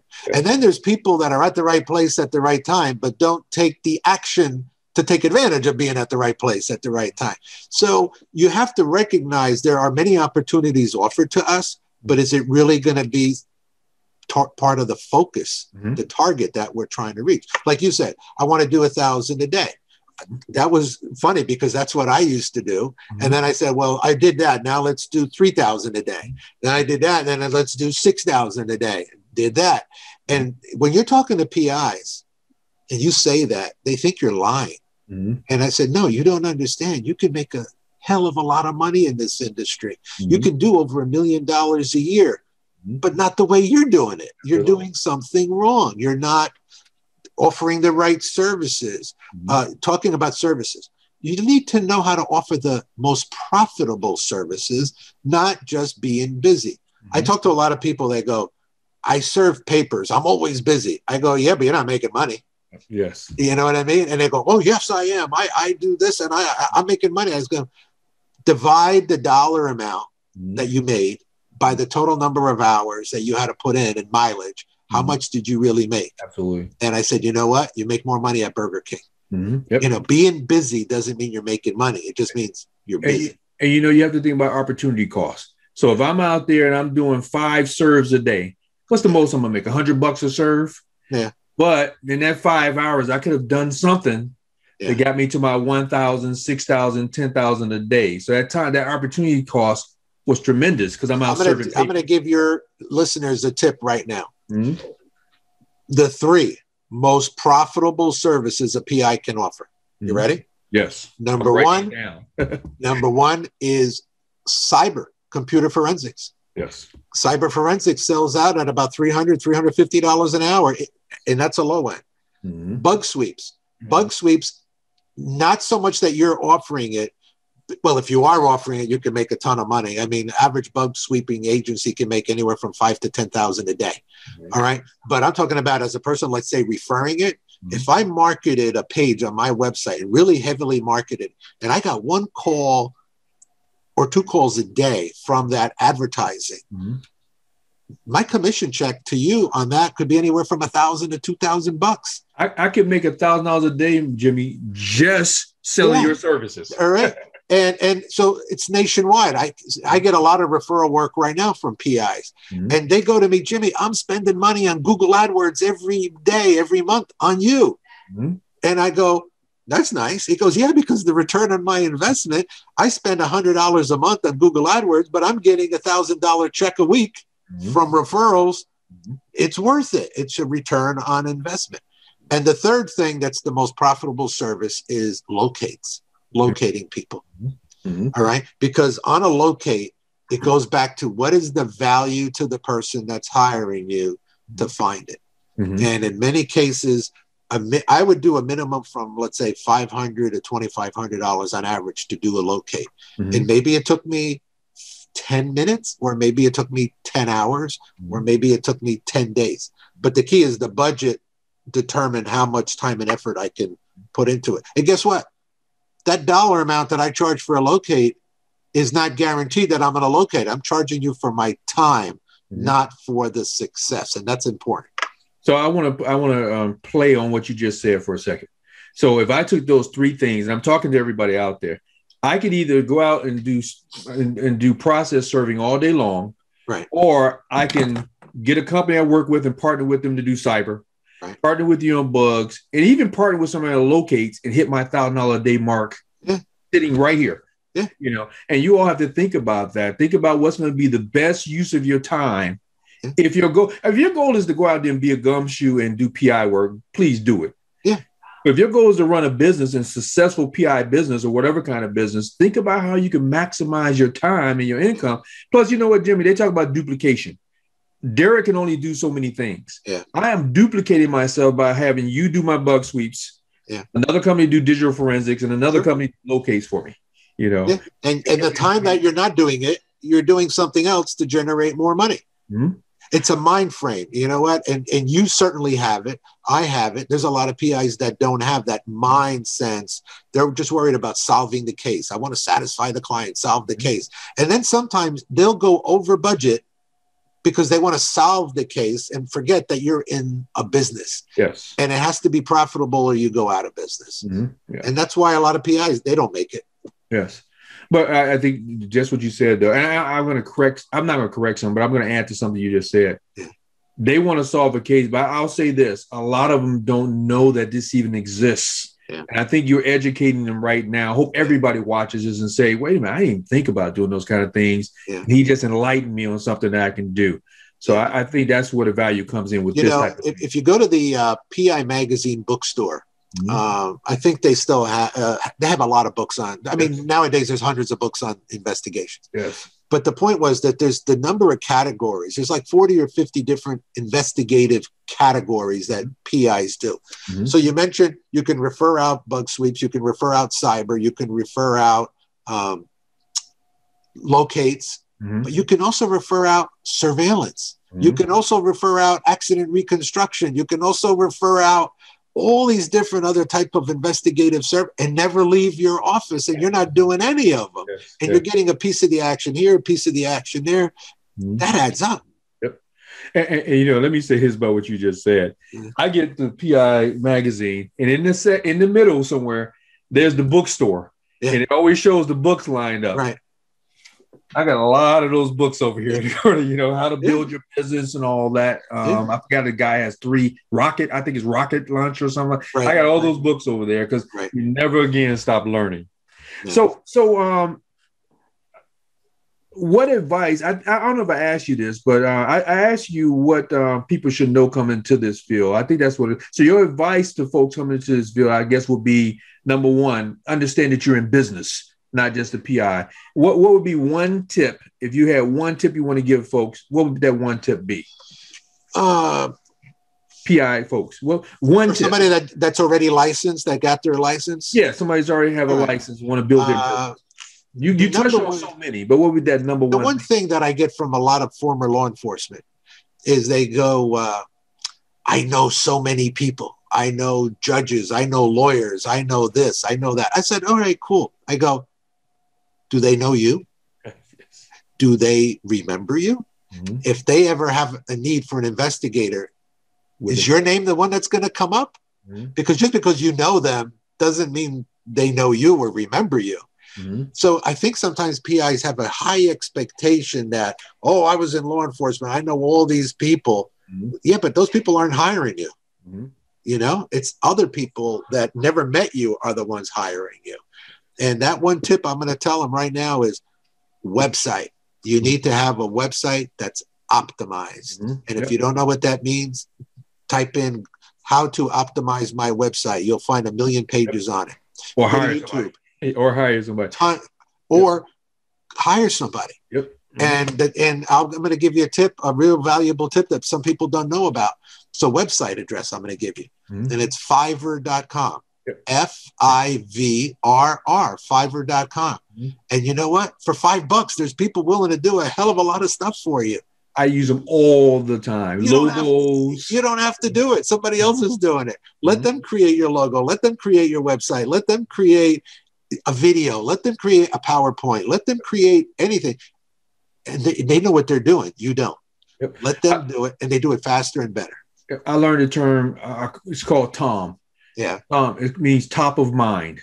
Yeah. So I want to be top of mind. When somebody says I needed somebody in Maryland or I need somebody to do bugs or whatever, oh, Derek Smith is the guy. Right. You know, and if you Google me, Derek Smith, I'm everywhere because I'm always on LinkedIn. You know, now I want to say this. You got to choose your medium because I was trying to do everything. I was trying to do Instagram, LinkedIn, YouTube, this, that, and the other. I had to say, okay, I'm doing YouTube and Facebook, you know, and I'm on LinkedIn too, because that's for professionals. But let me tell you this, and I do articles and I do books and all those lead to more business. Now I'm writing books for other folks and things like that. But you got to be top of mind. Yeah. You know, they're going to think of Jimmie Mesis when they think of bug sweeps. You know, I want them to think of Derek Smith when they think of cybersecurity. Yeah. Got to start letting people know who you are and be that top of mind. Yeah. So I'm going to start wrapping up, you know, because I could talk to you all day long and not be bored at all and learn so much from you. But, Super Bowl day. So if you could step into my shoes right now, what would you ask yourself that I may have forgotten to ask? What would be an important thing to ask you? Wow. I think the key, Derek, is where, the old question they always ask you when you go for a job, where do you want to be in 5 years? Mine, I think a little bit different. I think like, where do I want to be in a month and 6 months and a year? I don't go 5 years because, when you get a little bit older, 5 years is, I'm going to be retired 5 years. I might be retired next year. But what I'm thinking of right now, what I would say to you is focus on the trends. What's trending right now? What's the niche that's out there? You mentioned it earlier. I mean, there's a lot of niches in cyber. Right now, 5G is coming out. Are we going to be able to do forensics on 5G? Am I going to be able to find 5G in TSCM? Is the equipment out there to do it? So one of the things you always have to be, what's coming up down the pike that I can prepare myself for? And that's why I'm always learning. I'm always paying attention. What are the keywords? I'm reading newspapers online. What's coming down? And I look for keywords. And then I do a little research on them to see, is that something that I think I should be dealing with? A couple of years ago when crypto and Bitcoin came out, investigators, there were some PIs that started focusing on knowing how to find or do research on it. They hit a brick wall because it was very difficult to identify. I tried it. Yes.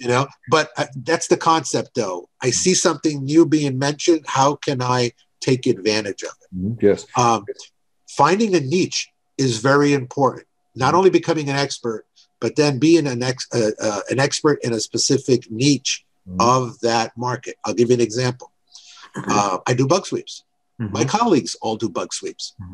But here's the unique thing. I specialize in residential bug sweeps. So guess what? I have my colleagues, referring work to me because they don't want to do residential. So these are my competitors are giving me work because they don't want to do residential. They want to do corporate. The reason for that, they don't want to deal with the wackos. They don't want to deal with the people that have schizophrenia and all that stuff. But you know what? I'll take care of that client and I'll give my colleague a nice referral commission check. Well, I'd rather have 20% of something than 100% of nothing. Yeah. And if I can refer that, I know I'm not going to take that business, but I refer it to you. I'm still making some of those leads, perhaps. Yeah. So it's just still expanding my business. I take it as a compliment when my own colleagues are referring work to me. Yes. All right. Because I'm filling in a niche that they don't want to deal with. And for good reason. It's not an easy thing to deal with. You have to have the right personality to deal with mental health issues. And like you said, and training. On that. and they don't want to spend time doing that training. You know, you said you mentioned the niche. For instance, in cybersecurity, now we have this thing called the Internet of Things. I'm sure you heard of it. Yep. But every house, every building, every phone, everything is connected. Yep. So what is Derek doing? Derek is trying to figure out how to be the leading guy, one of the leading people on the Internet of Things. Yep. And what I like about it is that's just not just corporate.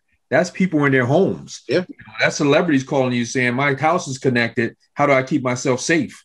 You know, and things like that. You find a niche and you learn as much as you can about that. And another thing I want to comment on, you said something about 5-year goals. Right. Technology changes every 18 months, every 6 months now. Companies are not even doing 5-year goals anymore because 5 years they'll be out of business. You know, you got to do goals every, as you said, daily, monthly. You know, what am I going to do this month? You know, what am I going to do today to get to that $1,000 I need? You know, PIs have to learn, what can I change today that will put more money in my pocket tomorrow? All right. You got to start thinking short term, like right now, what can I do today? Yes. And a lot of people just don't, it's not as complicated as people make it out to be. It's just that they don't think as a business person. You and I can walk into a location or something and we look around and we see things, but we say, wow, that's an opportunity. I could probably do something with that. We look from the business point of view first, always. And that's how you make money. I have one last question for you, because you just mentioned something about thinking. I get a lot of people. Well, first of all, let me say this. I'm a university professor. I teach at the University of Maryland. All right. And in cyber and everything, people say, Derek, great. You send me cyber guys, cyber ladies is trained in cybersecurity, but they can't think. You say they have no critical thinking skills. And in these days where you have texts and sound bites and all that, people are forgetting the critical thinking skills. So what's your thought on critical thinking as far as it's concerned for PI? Because we got to be able to think ourselves through a case, not just Google a location. So what's your thought on critical thinking as far as in general and for our field? I wish they would teach common sense in schools, because people are losing that ability to have common sense. Yes. I'll tell you a quick story. It's funny, but it's sad at the same time. Way back when I was doing surveillance, workers' comp surveillance, 2-man job, I go out, we're on the job. My guy takes off, my subject, I'm following him. I'm on a main road in the middle of nowhere. It's 7:30 in the morning. I'm on the main road and I'm moving, and I get radio to my second guy. All right, I'm moving. We're traveling east on the main road. How the hell am I supposed to know which way is east? I go, do you see the sun? He goes, yeah, head that way.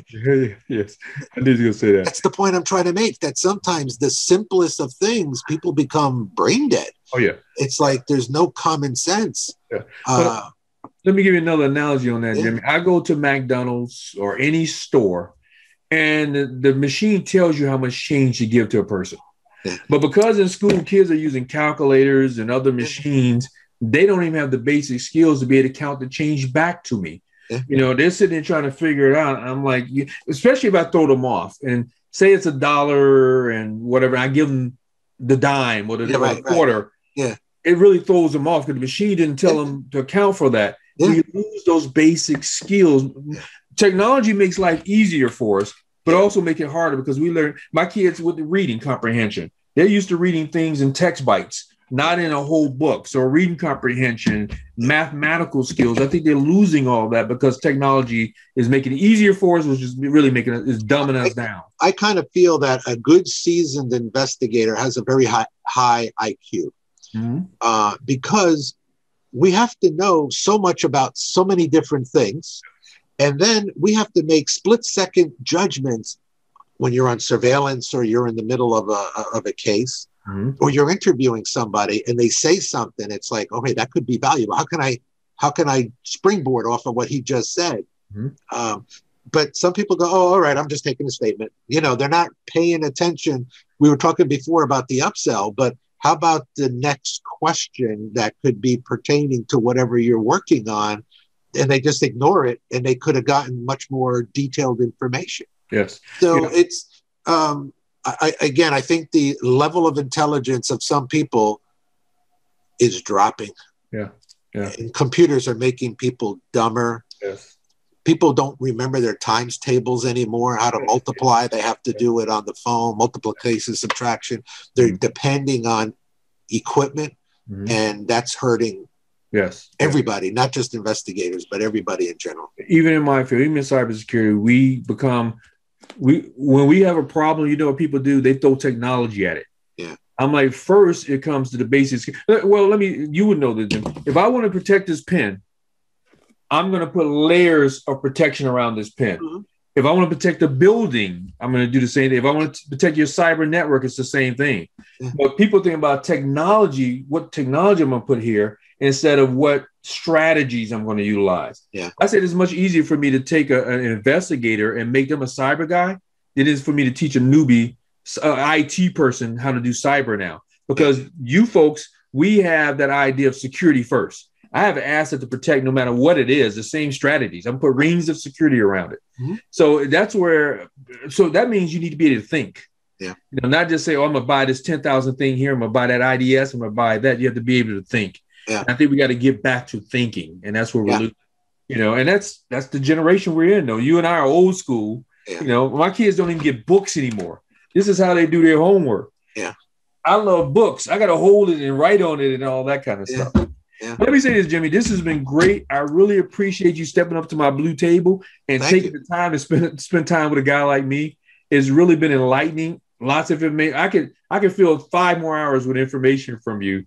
But this has been really great for us. What is one thing that you would like to leave people with as a parting gift from your wisdom and everything you've done? You know what, Derek, there are so many opportunities in front of us every day. You just have to recognize that they're there.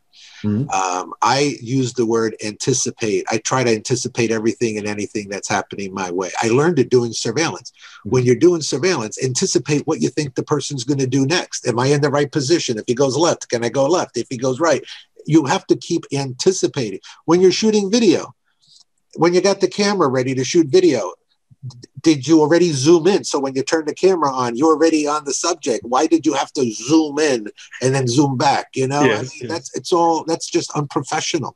So anticipating things happening, but there's a lot of opportunity out there. And the thing is, how hungry are you? How bad do you really want it? I mean, oh yeah, I want to make $1 million a year. Okay.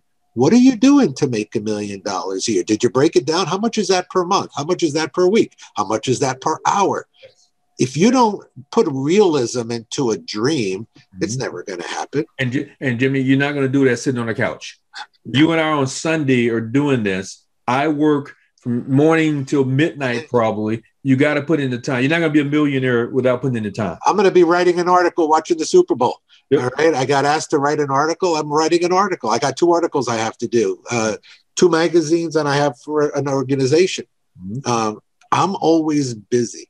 So the key is, and I love it. It's okay to take your time and rest, but be productive. You know what I mean? If I can be productive, I might as well be productive. I can sit here. My websites all rank in the top page of Google nationwide. I get calls from all over the country. Why? Because I optimized every single page and I constantly optimize them. Now, for the people that don't know what it is, look it up.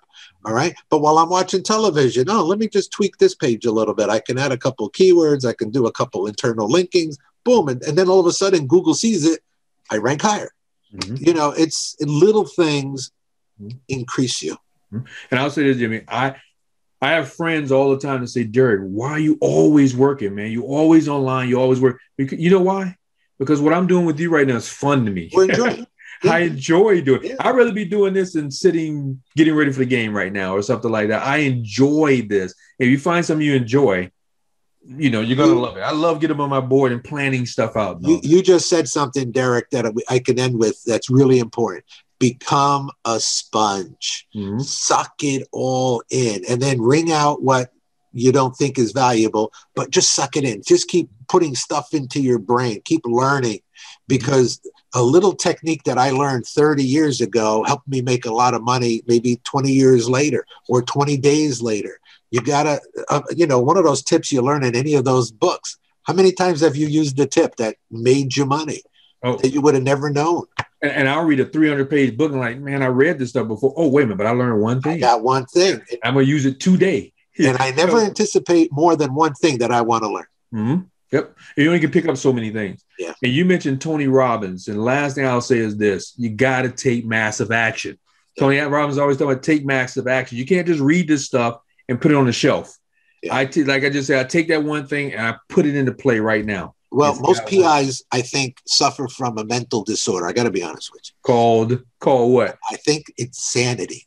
You know why it is? Because they keep doing the same thing over and over again, expecting a different result. Exactly. They're insane. The key is for change to be effective, it must be significant, or it's not change. You can't do it gradually. It's got to be significant.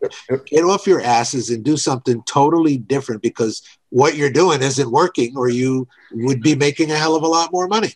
You know, I know this sounds kind of crazy, but people tell me they have 20 years of experience. I say, well, so do you have 20 years of experience, or do you have 20 years of doing the same thing over and over again? Yeah. You know, because you can have 20 years of experience, but you haven't expanded your mind or expanded what you do or learned anything. Yeah. You know, that's that 30-year guy say, I've been doing it this way for 30 years and it's worked for me. You know, or has he learned and grown from that? Derek, let me end in telling you the quick story. I'm doing my marketing class, and I've done this marketing thing all over the United States, Canada, and the United Kingdom. And in the US, I had a couple of old timers sitting in the back of the room. These are PIs that have been around for over 20 years. And their attitude, what's this guy going to teach me, you know? So I'm giving my best tips. And in the back of the room, I can see them going, and they're writing something down. And I give another great tip, and I go, and he's writing something down. And it's intimidating the hell out of me because I'm giving him my best tips. And at the break, I go, Joe, what's going on, man? I mean, how do you like the information? Oh, it's fabulous. I said, but I'm watching you in the back of the room and you keep going, no. He goes, no. He goes, Jimmy, he says, that's another thing I haven't done in 20 years. You know? Like, man, I missed out on that too. I wish I had known that 20 years ago, you know? And that's the point. And here's a guy who's been around for a long time. You're always learning. Yes. And always keep your ears open to want to learn. Mm-hmm. Don't have the attitude, I know everything, because you're automatically failing. So, Jimmy, thank you so much again for your time. And how can people reach you, connect with you, if they want to talk to you? You know, I'm so happy that I put out that post saying, hey, I want to interview people. Right. I wouldn't have met you. And this has been a highlight. I did not, I'm going to admit in front of everybody, I didn't know what I was getting into with this interview today. Right. And it's been wonderful, and I learned so much. And I'm glad I connected with, to me, a legend, because these magazines to me, sure. I got a box literally over here of magazines from the years. Right. I don't throw them away. And I'm going to be honest with you, I steal from them too, because I'll make a video based on something I read from the magazine. I'm like, oh, you know, I'm going to do a video on that. That's perfect. So I use that. So how can people contact you? Well, the easiest way is go to my website. It's usabugsweeps.com. And I'll put that down below for folks to click on. usabugsweeps.com. And I have a toll-free number. It's 888-808-4802. Or should I say 888-808-4802. Okay. And I'm reachable at jim@usabugsweeps.com. That's JIM@usabugsweeps.com. Mm-hmm. And again, if you ever get a call for a bug sweep, just tell the caller, hey, you know what? Don't get into too much detail. I'm not the guy that does it. Let me have your name and number. I'll have my technician call you, and they'll give you a name and number. Then you call us. Mm-hmm. Give us your name. Tell us the name of the person who's calling, and we'll take it from there. And then we'll call you back and let you know if we ever got them as a client. And then we'll send you a 20% check. And wonderful. They're usually, pretty substantial. And I will be I wasn't joking. I'll be building out my page this week to incorporate that. So again, thank you so much. And I'm going to end this version of Blue Table Talks, and I really appreciate it. By the way, I'll be posting this real soon, because I want to get this one out to everybody. Well, that's it for this video, folks. If you want to learn more about private investigation or become a private investigator, check out my Private Investigator career course at privateinvestigationsacademy.com. It is jam-packed with 35 lessons on everything you need to possibly know to be a private investigator. And by the way, when you get my course, you also get a free vacation to one of 51 available locations, and I have a 3-payment plan available. So again, check out my PI career course at privateinvestigationsacademy.com. I'll see you on the next video.